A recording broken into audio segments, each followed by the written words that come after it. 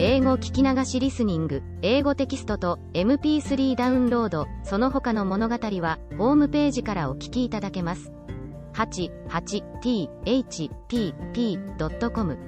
88thpp.com Chapter 8. A further account of Glubbdubdrib. Ancient and modern history corrected. Having a desire to see those ancients who were most renowned for wit and learning, I set apart one day on purpose. I proposed that Homer and Aristotle might appear at the head of all their commentators, but these were so numerous, that some hundreds were forced to attend in the court and outward rooms of the palace. I knew, and could distinguish those two heroes, at first sight, not only from the crowd, but from each other. Homer was the taller and comelier person of the two, walked very erect for one of his age, and his eyes were the most quick and piercing I ever beheld. Aristotle stooped much, and made use of a staff. His visage was meager, his hair lank and thin, and his voice hollow. I soon discovered that both of them were perfect strangers to the rest of the company, and had never seen or heard of them before, and I had a whisper from a ghost who shall be nameless, that these commentators always kept in the most distant quarters from their principals, in the lower world, through a consciousness of shame and guilt, because they had so horribly misrepresented the meaning of those authors to posterity. I introduced Didymus and Eustathius to Homer, and prevailed on him to treat them better than perhaps they deserved, for he soon found they wanted a genius to enter into the spirit of a poet. But Aristotle was out of all patience with the account I gave him of Scotus and Ramus, as I presented them to him, and he asked them, whether the rest of the tribe were as great dunces as themselves? I then desired the governor to call up Descartes and Gassendi, with whom I prevailed to explain their systems to Aristotle. This great philosopher freely acknowledged his own mistakes in natural philosophy, because he proceeded in many things upon conjecture, as all men must do, and he found that Gassendi, who had made the doctrine of Epicurus as palatable as he could, and the vortices of Descartes, were equally to be exploded. He predicted the same fate to attraction, whereof the present learned are such zealous assertors. He said, that new systems of nature were but new fashions, which would vary in every age, and even those, who pretend to demonstrate them from mathematical principles, would flourish but a short period of time, and be out of vogue when that was determined. I spent 5 days in conversing with many others of the ancient learned. I saw most of the first Roman emperors. I prevailed on the governor to call up Heliogabalus's cooks to dress us a dinner, but they could not show us much of their skill, for want of materials. A helot of Agesilaus made us a dish of Spartan broth, but I was not able to get down a second spoonful. The two gentlemen, who conducted me to the island, were pressed by their private affairs to return in 3 days, which I employed in seeing some of the modern dead, who had made the greatest figure, for 200 or 300 years past, in our own and other countries of Europe, and having been always a great admirer of old illustrious families, I desired the governor would call up a dozen or two of kings, with their ancestors in order for 8 or 9 generations. But my disappointment was grievous and unexpected. For, instead of a long train with royal diadems, I saw in one family 2 fiddlers, 3 spruce courtiers, and an Italian prelate. In another, a barber, an abbot, and 2 cardinals. I have too great a veneration for crowned heads, to dwell any longer on so nice a subject. But as to counts, marquises, dukes, earls, and the like, I was not so scrupulous. And I confess, it was not without some pleasure, that I found myself able to trace the particular features, by which certain families are distinguished, up to their originals. I could plainly discover whence one family derives a long chin, why a second has abounded with knaves for 2 generations, and fools for 2 more, why a third happened to be crack-brained, and a fourth to be sharpers, whence it came, what Polydore Virgil says of a certain great house, nec vir fortis, nec femina casta, how cruelty, falsehood, and cowardice, grew to be characteristics by which certain families are distinguished as much as by their coats of arms, who first brought the pox into a noble house, which has lineally descended scrofulous tumors to their posterity.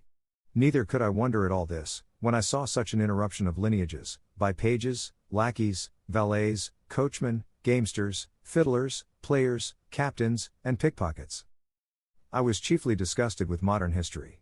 For having strictly examined all the persons of greatest name in the courts of princes, for 100 years past, I found how the world had been misled by prostitute writers, to ascribe the greatest exploits in war, to cowards, the wisest counsel, to fools, sincerity, to flatterers, Roman virtue, to betrayers of their country, piety, to atheists, chastity, to sodomites, truth, to informers. How many innocent and excellent persons had been condemned to death or banishment by the practicing of great ministers upon the corruption of judges, and the malice of factions? How many villains had been exalted to the highest places of trust, power, dignity, and profit, how great a share in the motions and events of courts, councils, and senates might be challenged by bawds, whores, pimps, parasites, and buffoons. How low an opinion I had of human wisdom and integrity, when I was truly informed of the springs and motives of great enterprises and revolutions in the world, and of the contemptible accidents to which they owed their success. Here I discovered the roguery and ignorance of those who pretend to write anecdotes, or secret history, who send so many kings to their graves with a cup of poison, will repeat the discourse between a prince and chief minister, where no witness was by, unlock the thoughts and cabinets of ambassadors and secretaries of state, and have the perpetual misfortune to be mistaken. Here I discovered the true causes of many great events that have surprised the world, how a whore can govern the backstairs a council, and the council a senate. A general confessed, in my presence, that he got a victory purely by the force of cowardice and ill conduct, and an admiral, that, for want of proper intelligence, he beat the enemy, to whom he intended to betray the fleet.